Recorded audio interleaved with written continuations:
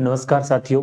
जैसा कि हमने कल एक बिल्डर बैच जिसको बोल सकते हैं उसकी शुरुआत की थी, उसी श्रृंखला के अंदर हम आज कल हमने जो क्लासिफिकेशन है नॉन कोर डेटा का, उसके अंतर्गत हमने नॉन कोर डेटा का क्लासिफिकेशन का जो आधार है, जिसके अंतर्गत हमने सबसे पहले समिति को पढ़ा। ये आज बायोलॉजी की सेकंड क्लास है, वीडियो नंबर 2 पार्ट नंबर 2, जिसके अंतर्गत हम आज सिलेंट्रेटा और प्लेटीहेल्मिन्थेस पर चर्चा करेंगे। इससे पहले हमने प्रोटोजोआ का वर्गीकरण का जो आधार है, जिसमें सबसे पहले हमने पढ़ा था समिति। समिति 3 प्रकार की थी, अर्य समिति है, असमित है और द्विपार्श्व समित है। इसी तरह उसके बाद हमने पढ़ा था स्तर। स्तर का मतलब डिप्लोब्लास्टिक जंतु है या ट्रिप्लोब्लास्टिक। उसके बाद हमने पढ़ा था खंडी भवन, फ्रेगमेंटेशन किस प्रकार का खंडी भवन जंतुओं में पाया जाता है। तो ये मुख्य रूप से अपने आधार पढ़े थे। उसके बाद हमने प्रोटोजोआ संघ पूरा पढ़ा और फिर हमने पोरिफेरा पर चर्चा की, उनके महत्वपूर्ण लक्षण।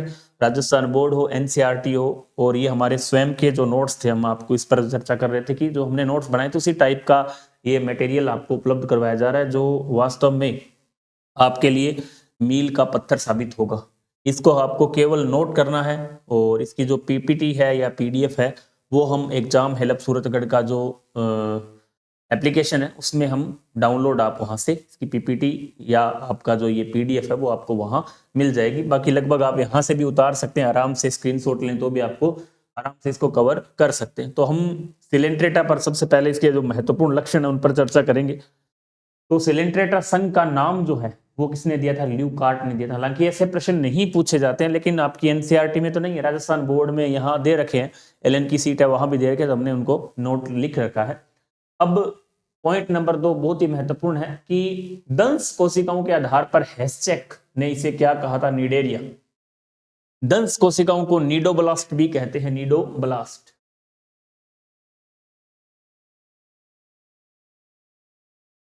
नीडोब्लास्ट कोशिकाएं पाई जाती है, इसके आधार पर इसका नाम जो है निडेरिया। भी कुछ वैज्ञानिक क्या कहते हैं इसे? निडेरिया। और उस वैज्ञानिक का क्या नाम था? हेचेक ने इसे क्या कहा? निडेरिया। वैज्ञानिक का नाम महत्वपूर्ण नहीं है, निडेरिया शब्द महत्वपूर्ण है। निडेरिया शब्द किस संघ से संबंधित है? सिलेंट्रेटा से संबंधित है। क्यों संबंधित है? क्योंकि यहाँ इन कोशिकाओं का पाया जाना निडेरिया की विशेषता है, मतलब नीडोब्लास्ट सेल इनमें पाई जाती है। जंतु स्थलीय होंगे, समुद्री स्थानबद्ध हो सकते हैं। शारीरिक संगठन बहुत इंपॉर्टेंट पॉइंट है। शारीरिक संगठन की हमने बात की थी कि शारीरिक संगठन अलग अलग जो क्लासेज हैं उनमें अलग अलग पाया जाएगा। जैसे फाइलम हमने सबसे पहले प्रोटोजोआ पढ़ा था, वहां हमने देखा था कि प्रोटोप्लाज्मिक या प्रोटोप्लाज्मिक प्रकार का था, जिसे हम कोशिका द्रव्य भी बोल सकते हैं। उसके बाद दूसरा था कोशिकीय स्तर का, और तीसरा संघ हम बात कर रहे हैं सिलेंट्रेटा में क्या था? उत्तकीय स्तर का पाया जाता है। ये जंतु द्विस्तरीय होते हैं। जो हमने प्लेटीहेल्मिन्थेस से सब पहले वाले क्या होंगे? द्विस्तरीय होते हैं। द्वैवित्ती का बाहरी स्तर अधिचरम और आंतरिक स्तर अंतःचरम। एक्टोडर्म और अधिचरम एपिडर्मिस बोल सकते हैं या एक्टोडर्म, एक्टोडर्म, और ये है एंडोडर्म। एंडोडर्म का बना होता है। सिलेंट्रेटा सामान्यतः अर्य समिति पाई जाती है। बहुत इंपॉर्टेंट है समिति, हमने आपको बताया था प्लेटीहेल्मिन्थेस से पहले सब में अर्य ही पाई जाती है, अर्य समिति पाई जाती है। लेकिन इसके यदि वर्गीकरण की हम बात करें तो हाइड्रोजोआ, स्काइफोजोआ और एंथोजोआ, 3 प्रकार का वर्गीकरण भी आगे देखेंगे। 3 क्लासों में इसे बांटा है, हाइड्रोजोआ, स्काइफोजोआ और एंथोजोआ। एंथोजोआ जो इसकी क्लास है उनमें कुछ सदस्यों के अंदर किस प्रकार की द्विअरीय समिति पाई जाती है। मुख्य रूप से इनमें समिति क्या है? समिति इनमें होती है अरीय, और लेकिन एंथोजोआ वर्ग में क्या पाई जाती है? द्विअरीय समिति पाई जाती है। इसी तरह हम यदि बात करें सिलेंट्रेटा में सामान्यतः शरीर के मध्य भाग में सिलेंट्रॉन या जठर गुहा पाई जाती है। पैरागैस्ट्रिक गुहा, हमने इसे एक शब्द पिछले फाइलम में देखा था, मैंने बताया था, इंपॉर्टेंट भी है, पैरागैस्ट्रिक। ये शब्द था हमारा पोरिफेरा से संबंधित। वहां भी सेम ऐसी गुहा शरीर के मध्य भाग में पाई जा रही थी, जिसे जठर गुहा, सिलेंट्रॉन नाम नहीं दिया गया था, वहां था पैरागैस्ट्रिक गुहा। यहाँ इसका नाम है सिलेंट्रॉन या जठर गुहा। श्वसन और उत्सर्जन आपको पता है सामान्य सतह से होता है, यहाँ विशेष प्रकार का किसी तंत्र इनमें नहीं पाया जाता है। इनकी देहभित्ति में दंश कोशिकाओं के समूह पाए जाते हैं। ये जंतु को आत्मरक्षा व भोजन पकड़ने में सहायक होते हैं। दंश कोशिकाओं के कारण इसे क्या नाम दिया गया? निडेरिया। और वहां कोलर सेल की कोशिकाएं जो पाई जा रही थी उनका भी कार्य क्या था? भोजन पकड़ना। लेकिन यहाँ भोजन पकड़ने के साथ साथ क्या है? आत्मरक्षा का भी काम, मुख्य रूप से इसका कार्य सुरक्षा, इन जंतुओं की सुरक्षा में सहायक होती है कौन सी? निडोब्लास्ट कोशिकाएं, दंश कोशिकाएं। ये प्राणी द्विरूपी होते हैं, मतलब दो रूप इनके पाए जाते हैं। पहला रूप इनका क्या कहलाता है? पोलिप कहलाता है। दूसरा रूप इनका मेड्यूसा कहलाता है। प्रथम रूप बेलनाकार अलैंगिक अवस्था वाला होता है जिसे हम बोलते हैं पोलिप। दूसरा है द्वितीय रूप छत्राकार व घंटी के आकार की और लैंगिक अवस्था वाला होता है, इसलिए इसको क्या बोलते हैं? मेड्यूसा। पोलिप और मेड्यूसा दो शब्द बहुत इंपॉर्टेंट है। पोलिप शब्द अलैंगिक अवस्था वाला होगा और लैंगिक अवस्था वाला क्या होगा? मेड्यूसा। तो हमने सिलेंट्रेटा के सामान्य अब तक चर्चा की है, जिसमें मुख्य रूप से सिलेंट्रेटा में जो प्रश्न बनने की जो संभावना है वो है उत्तकीय स्तर किस प्रकार का पाया जाएगा? द्विस्तरीय होंगे या त्रिस्तरीय होंगे? द्विस्तरीय होंगे। पैर इसमें जो समिति है वो अरीय, एंथेजो वर्ग में द्विअरीय समिति पाई जाती है। तो ये हमने मुख्य रूप से चर्चा की। इसका वर्गीकरण आगे हम देखते हैं। पोलिप और मेडुसा बहुत इंपॉर्टेंट लाइन है अपने आप में, एक तरह से ये एकाधिकार है। पोलिप व मेडुसा में एकांतरण पाया जाता है जिसे मेटाजेनेसिस कहते हैं। मेटाजेनेसिस पाया जाना सिलेंट्रेटा की विशेषता है। मेटाजेनेसिस का मतलब है पोलिप और मेडुसा एकांतर रूप में पाई जाती है। पोलिप और मेडुसा, इसे इस घटना को क्या कहा जाता है? मेटाजेनेसिस कहा जाता है। बहुत इंपॉर्टेंट है कि पोलिप और मेडुसा, कई बार पोलिप अवस्था पाई जाती है, कई बार मेडुसा अवस्था पाई जाती है, लेकिन जब दोनों अवस्थाएं पाई जाती है पोलिप और मेडुसा एक साथ एकांतर क्रम में, उस घटना को कहा जाता है मेटाजेनेसिस। और मेटाजेनेसिस विशेषता है हाइड्रोजोआ वर्ग। इसकी जो क्लास है हाइड्रोजोआ, स्काइफोजोआ, एंथोजोआ, हाइड्रोजोआ जो क्लास है उसके अंदर किस प्रकार की घटना पाई जाती है? मेटाजेनेसिस पाई जाती है। आगे हम देखें, इनका जो परिवर्धन है अप्रत्यक्ष होता है। इनका जो परिवर्धन है कैसा होता है? अप्रत्यक्ष, मतलब इनमें लार्वा अवस्था पाई जाएगी। जैसे हमने इससे पहले जो सिलेंट्रेटा संघ देखा था वहां, पोरीफेरा जो संघ देखा था वहां हमने देखा था कि लार्वा अवस्थाएं पाई जाती है। पोरीफेरा में किस प्रकार की लार्वा अवस्था पाई जाती है भी हमने देखा था। वहां था, यहां जो लार्वा अवस्थाएं हैं, जो दो प्रकार की लार्वा अवस्थाएं हैं, प्लेनुला और इम्फाइरा। प्लेनुला लार्वा अवस्था और इम्फाइरा लार्वा अवस्था किसमें पाई जाती है? इसकी विशेषता है। लेकिन पोरीफेरा की जो लार्वा अवस्था थी वो थी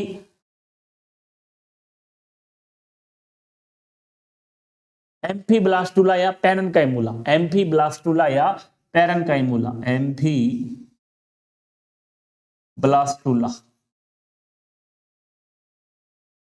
या पैरेन्काइमुला, पैरेन्काइमुला, ये जो अवस्थाएं हैं ये तो थी पोरीफेरा। इनकी आप दोनों को साथ साथ याद करेंगे। जब भी मैंने आपको बताया था कि इनको आपको साथ लेके चलना है, जब भी आपको ये संघ याद होंगे। यदि आप एक एक तरह रटेंगे तो ये आपको याद नहीं रहेंगे। आप जब भी लार्वा अवस्था पढ़ी तो आप सबको याद रखें। प्रोटोजोआ में क्या था, पोरीफेरा में क्या है, सिलेंट्रेटा में क्या है, प्लेटिहेल्मिन्थेस में क्या है, इकाइडोडर्मेटा में क्या है। आप इनको आपस में कोरिलेशन, इनमें अंतर संबंध स्थापित करके आप इनको याद रखेंगे तो आपको याद रहेगा। जैसे हम बात कर रहे हैं कहाँ, प्लेनुला, ओबेलिया जो जंतु, उसकी तो लार्वा अवस्था होती है प्लेनुला, और ओरिलिया जिसे जेलीफिश कहा जाता है, इसकी जो लार्वा अवस्था होती है तो इसलिए एफाइरा। एफाइरा और प्लेनुला लार्वा अवस्था किसकी विशेषता है? सिलेंट्रेटा की। और एम्फीब्लास्टुला या पैरेन्काइमुला जो लार्वा अवस्था है वो किसमें पाई जाती है? पोरीफेरा। अब इसका वर्गीकरण की हम बात करें तो यहाँ वर्गीकरण हाइड्रोजोआ है, स्काइफोजोआ है, एंथोजोआ है। मुख्य सबसे पहले तो आपको यह ध्यान होना चाहिए कि किसमें पोलिप पाया जाएगा, किसमें मेडुसा अवस्था पाई जाएगी। तो हम बात करें हाइड्रोजोआ के अंदर पोलिप और मेडुसा अवस्था दोनों पाई जाती है, जिसे क्या बोलते हैं? मेटाजेनेसिस की घटना बोलते हैं। पीडी एकांतरण हिंदी शब्द है, पीडी एकांतरण, आप ध्यान में रख लेना। पीडी एकांतरण को मेटाजेनेसिस कहा जाता है। इसका उदाहरण है हाइड्रा, ओबेलिया समुद्री फर, आइसेलिया पुर्तकाली युद्ध पोत। दूसरा स्काइफोजोआ, सामान्यतः केवल इसमें क्या पाया जाएगा? मेडुसा अवस्था ही पाई जाती है। एंथोजोआ में केवल पोलिप पाया जाता है। अब स्काइफोजोआ का एग्जांपल है ओरिलिया, जिसको हम क्या बोलते हैं? जेलीफिश, और इसमें लार्वा अवस्था थी क्या? एफाइरा। इसी तरह उदाहरण पेनेटुला, जिसमें समुद्री पेन कहते हैं, कोरेलियम जिसे क्या बोलते हैं? लाल मूंगा कहते हैं। तो ये हमने मुख्य रूप से सिलेंट्रेटा को आपके सामने लिखा है। सिलेंट्रेटा आपको इस तरीके से याद करना है जिस तरीके से हमने आपको बताया है कि सिलेंट्रेटा में जो चीज याद करने वाली है लार्वा अवस्था है। इसका वर्गीकरण आपको ऊपरी रूप से ध्यान होना चाहिए कि हाइड्रोजोआ है, स्काइफोजोआ, एंथोजोआ।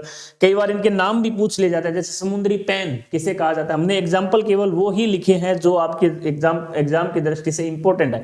कई बार पूछ ले, समुद्री पेन, पेनेटुला किसका एग्जाम्पल है? सिलेंट्रेटा का है। कोरेलियम लाल मूंगा। ओरेलिया ये पूछ ले, जैसे कई बार एग्जाम में पूछा हुआ है कि निम्न में से कौन सी कूट मछली का या कूट मछली का उदाहरण नहीं है, तो वहां कूट मछली का उदाहरण क्या है? ओरेलिया। जेलीफिश है, आगे हम मोलस्क का पढ़ेंगे, वहां भी कुछ फिशिस है, सिल्वर फिश है जैसे आर्थ्रोपोडा के अंदर। ये सभी क्या है? वास्तविक मछलियां नहीं है, केवल कूट और दिखावटी मछलियां है। के नाम से ऐसे लगता है कि फिश है, लेकिन वास्तव में ये क्या है? फिश नहीं है। तो इस तरह के प्रश्न कई बार एग्जाम में पूछ लिए जाते हैं, तो आपको ये ध्यान में रखना है कि जेलीफिश वास्तव में फिश नहीं है, ओरेलिया है जो कि एक प्रकार का सिलेंट्रेट है। इसी तरह हम यहाँ देखें तो पुर्तगाली युद्धपोत फाइसेलिया को बोला जाता है। तो आप ये सिलेंट्रेटा संघ को इस तरीके से याद रख सकते हैं। नेक्स्ट हम अगले टॉपिक पर चल रहे हैं। आगे हमारे प्लेटीहेल्मिंथेस पर वास्तविक क्लासिफिकेशन यहां से स्टार्ट होता है। यहां के बाद के जो संघ है, जंतु है, यहाँ के बाद के सभी संघों के जो जंतु है वो वास्तव में जिनमें ऑर्गन विकसित होना प्रारंभ हो गया था। कारण कि हमने पढ़ा था कि किस प्रकार का, आगे हम देखेंगे इसमें भी कि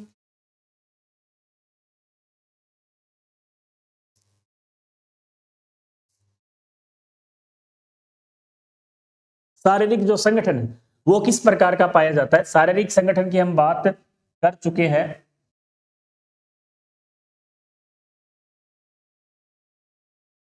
शारीरिक संगठन किस प्रकार का है? शारीरिक संगठन की हम बात करें, शारीरिक संगठन है सबसे पहले हम प्लेटीहेल्मिंथेस के अंदर देख रहे थे। उससे पहले हमने प्रोटोजोआ के अंदर देखा कि प्रोटोजोआ के अंदर कोशिका द्रवी प्रकार का प्रोटोप्लाज्मिक था, कोशिकीय स्तर का था, उत्तकीय स्तर का था, और यहाँ जो शारीरिक संगठन आएगा उत्तकीय अंग स्तर का आएगा। इसके बाद सब में वास्तविक शारीरिक संगठन की शुरुआत जो होती है। अब सबसे पहले हम नाम की स्पष्ट, जैसा कि आपको बुक में दे रखा है, हालांकि इंपॉर्टेंट नहीं है, कि प्लेटीहेल्मिंथेस जो नाम है वो किसने दिया था? गेगन बार ने प्लेटीहेल्मिंथेस नाम दिया था। इस संघ के जंतु क्या होते हैं? स्वतंत्र जीवी होते हैं या परजीवी होते हैं। अब इसमें तीन संघ का जब इसका वर्गीकरण देखेंगे तो ट्रबिलेरिया है, ट्रिमेटोड है, सेस्टोड है। अब सेस्टोड और ट्रबिलेरिया जो है वो क्या है? परजीवी है। और स्वतंत्र जीवी में केवल पहला है ट्रबिलेरिया। प्लेनेरिया जिसके अंतर्गत आता है वो अपने आप में क्या है? स्वतंत्र जीवी है। ये खंडित व अखंडित होते हैं। खंडित का मतलब देखा आपने, जहां खंडी भवन देखा था, हमने एक चीज लिखी थी, कूट खंडी भवन किसमें पाया जाता है? प्लेटीहेल्मिंथेस के अंदर क्या पाया जाता है? कूट खंडी भवन पाया जाता है। तो आप इसको ध्यान में रखेंगे कि कूट खंडी भवन किसकी विशेषता है? प्लेटीहेल्मिंथेस की विशेषता है। अब कूट खंडी भवन प्लेटीहेल्मिंथेस की, इसका शरीर मोटा व क्यूटिकल का आवरण पाया जाता है जो एपिडर्मिस से स्रावित होता है। बहुत इंपॉर्टेंट है, क्यूटिकल का जो आवरण है कौन स्रावित करती है? एपिडर्मिस। ये आपको ध्यान में रखना है। इसी तरह देह भित्ति की मांसपेशियां मेसोडर्मी होती है। बहुत ही इंपॉर्टेंट है कि देह भित्ति की जो मांसपेशियां होती हैं उसका स्रावण कहां से होता है? मेसोडर्मी होती है, एक्टोडर्मी नहीं होती, एंडोडर्मी नहीं होती, केवल मेसोडर्मी होती है। जो निर्माण की दृष्टि से क्या होती है? मेसोडर्मी, जो कि अनुदैर्ध्य बहुत इंपॉर्टेंट है, वर्ताकार और तिर्यक प्रकार की होती है। मतलब ये पूछेगा आपसे कि देह भित्ति की मांसपेशियां होती है अनुदैर्ध्य, वर्ताकार, तिर्यक, उपयुक्त सभी, तो ये तीनों प्रकार की होगी, अनुदैर्ध्य, वर्ताकार और तिर्यक प्रकार की होती है। ये लाइन भी बहुत इंपॉर्टेंट है, आपको ध्यान में रखनी है। इसी तरह ट्रबिलेरिया, ये जंतु अगुह्य होते हैं। एसिलोमेंट का मतलब है अगुह्य। देखो यहाँ शब्द हम देखें, हमने आपको बताया था कि देह गुहा के आधार पर जंतु तीन प्रकार के थे। प्रगुही जिनमें वास्तविक देह गुहा पाई जाती है, अगुह्य जिनमें देह गुहा नहीं पाई जाती है, स्यूडोसिलोमेट या कूटगुह्य जिनमें देह गुहा का पाई जाती है लेकिन मेसोडर्म द्वारा स्तरित नहीं होती, जो था निमेटोहेल्मिंथेस के अंदर कूट देह गुह्य थे। ये जंतु है अदेहगुह्य या एसिलोमेट जिनमें किसी भी प्रकार की देह गुहा नहीं पाई जाती है। ट्रबिलेरिया है, ट्रिमेटोड है, वर्गों में अपूर्ण गुद्दा विहीन पाचन तंत्र पाया जाता है। बहुत इंपॉर्टेंट है कि ट्रबिलेरिया, ट्रिमेटोड जो पहली दो क्लासेस है ट्रबिलेरिया और ट्रिमेटोड, जिनमें अपूर्ण व गुद्दा विहीन पाचन तंत्र पाया जाता है। गुद्दा विहीन पाचन तंत्र होगा, अपूर्ण होगा मतलब पाचन तंत्र, लेकिन सेस्टोड में पूर्णतया अनुपस्थित होता है। ये लाइन भी इंपॉर्टेंट है। सेस्टोड का है टीनिया सोलियम। सेस्टोड में क्या आता है? टीनिया सोलियम आता है। इससे पहले ट्रबिलेरिया में आता है आपका फेशियोला इपेटिका, और ट्रबिलेरिया में सबसे पहले है आपका ट्रबिलेरिया जिसके अंतर्गत आता है प्लेनेरिया।